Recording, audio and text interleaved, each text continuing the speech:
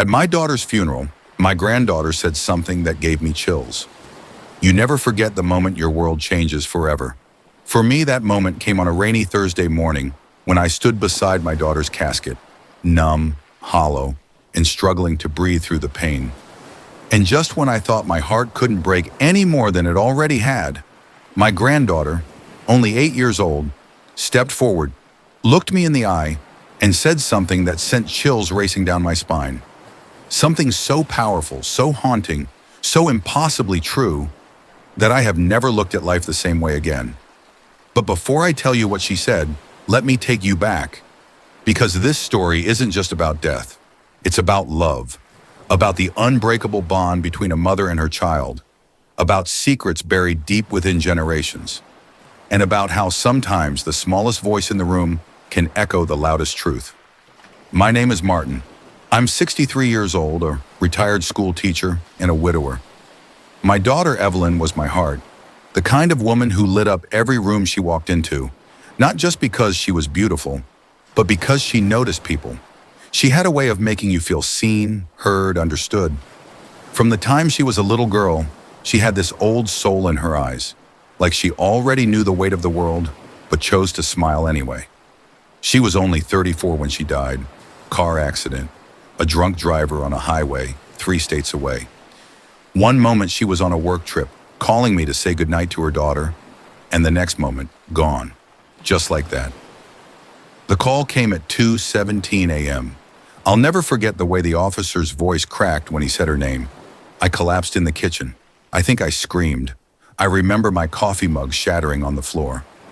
My heart did too, only no one could sweep that up. Evelyn's daughter, Rosie, had just turned 8. She was sleeping in the room she and Evelyn shared at my house, because they'd moved in with me a year ago after Evelyn's divorce. Rosie didn't wake up that night. I let her sleep. I couldn't bear to tell her yet. I just sat in the hallway, knees pulled to my chest, listening to her soft breathing from behind the door, wishing it was all a dream. The funeral was 4 days later. Everything was a blur. Friends, flowers, tears, casseroles.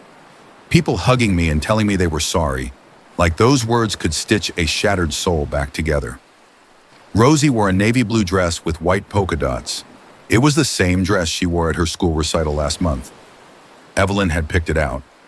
I remember her saying, "She looks like a starry night." At the service, I couldn't bring myself to speak.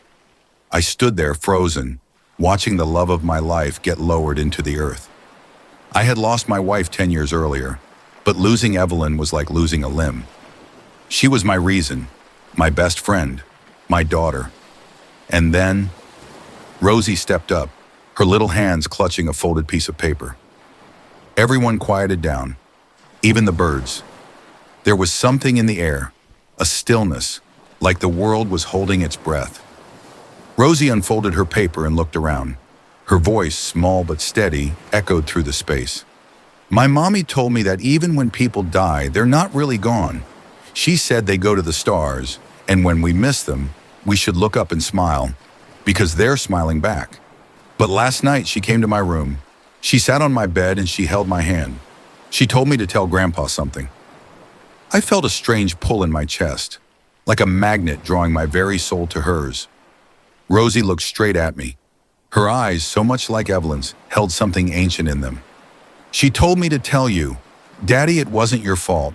I know what you did, and I forgive you, and thank you for the flowers. I love you."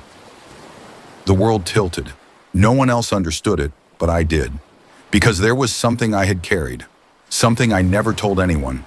Not Evelyn, not my wife, not even God on my darkest nights. But somehow, Evelyn knew. Let me explain. When Evelyn was just 7, there was an accident. She was playing in the backyard with her cousins. It was summertime. I was supposed to be watching them, but I got distracted. The grill had flared up and nearly caught fire. I ran inside for a second just to grab baking soda. That second stretched longer than it should have. Evelyn had climbed onto the garden wall. She fell, hit her head. It wasn't life-threatening, but she was unconscious for a few minutes. We rushed her to the ER. She recovered physically, but something changed in her after that. She became quieter, more introspective. She started drawing strange pictures, talking to people who weren't there. We thought it was just childhood imagination. But just once, she said something that I never forgot. She looked me in the eye and said, "Daddy, when I was asleep, I met a lady with silver hair and green eyes. She said you're a good man, and that I shouldn't be afraid." My mother had silver hair and green eyes. She died before Evelyn was born. I chalked it up to coincidence, or stories she'd overheard. But a part of me always wondered, did she see something? Was there more to that accident than we understood? And I always blamed myself for not watching more closely, for those precious seconds that changed everything.